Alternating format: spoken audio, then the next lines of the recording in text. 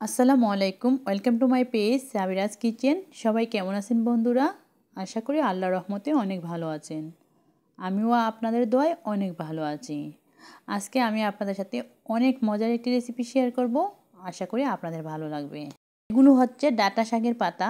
আমাদের এখানে এগুলোকে ডুগি শাক বলা হয়, আর এগুলো হচ্ছে ডুগি শাকের পাতা। তো এই পাতা দিয়ে আমি চাপা শুটকি দিয়ে খুবই মজার একটি ভর্তা করব।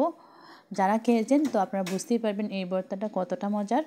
আর যারা কখনো খান নাই, অবশ্যই এই পাতা দিয়ে এইভাবে ভর্তা বানিয়ে খেয়ে দেখবেন, খুবই ভালো লাগবে।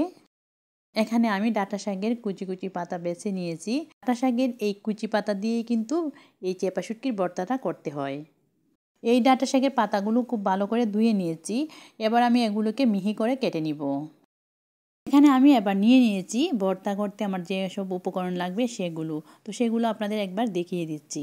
এখানে আমি চেপা শুটকি নিয়েছি 6-7টার মতো, আর নিয়েছি হলুদ গুঁড়ো, মরিচ গুঁড়ো ও স্বাদ মতো লবণ। এখানে আমি চেপা শুটকির পরিমাণ করে হলুদ ও মরিচ গুঁড়ো নিয়েছি।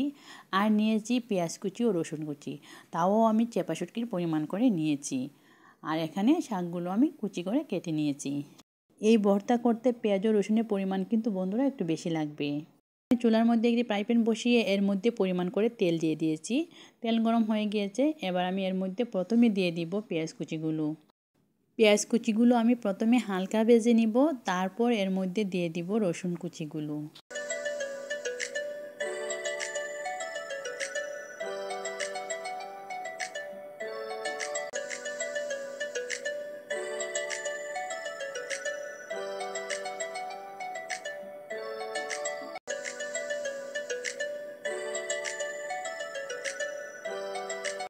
পেঁয়াজ রসুনকে এইভাবে লাল লাল করে ভেজে গুঁড়া মশলাগুলো দিয়ে দিবেন। আর অবশ্যই বন্ধুরা হলুদের পরিমাণটা মরিচের তুলনায় 1/4 দিবেন। আর পেঁয়াজ রসুনকে কিন্তু এইভাবে লাল লাল করে ভেজে নেবেন, যেহেতু আমরা এই ভর্তাটা ভাজি করে করতেছি এর জন্য।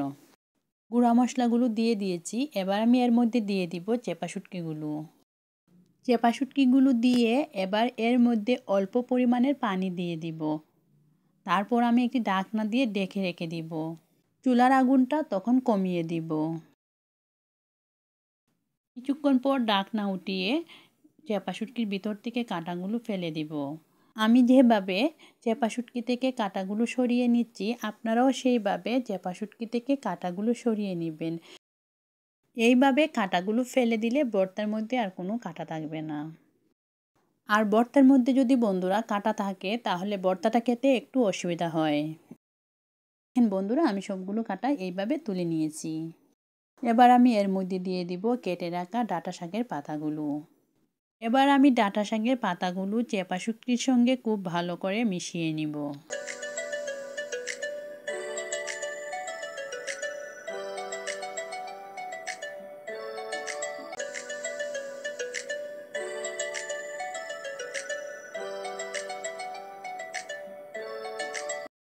এখন আমি এর মধ্যে দিয়ে দিব 4-5টা কাঁচামরিচ 2 টুকরো করে।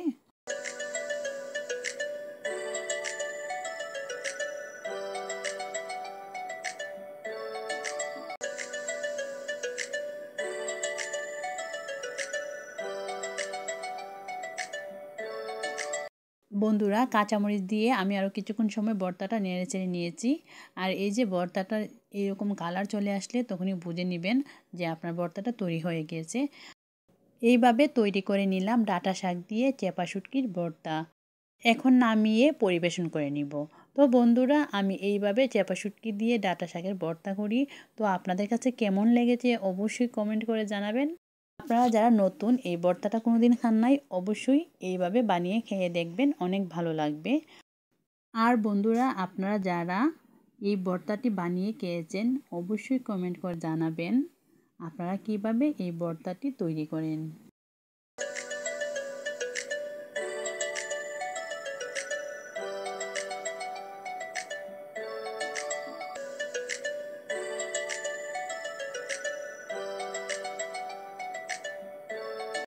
আজকের মতো ভিডিওটি এখানেই শেষ করব। সবাই ভালো থাকবেন, সুস্থ থাকবেন, আমাদের জন্য দোয়া করবেন। আপনারা যারা এখনও বন্ধুরা আমার এই চ্যানেলটি সাবস্ক্রাইব করেন নাই, প্লিজ বন্ধুরা আমার এই চ্যানেলটি সাবস্ক্রাইব করে নেবেন আর পাশে থাকা বেল আইকনটি বাজিয়ে দিবেন। আসসালামু আলাইকুম।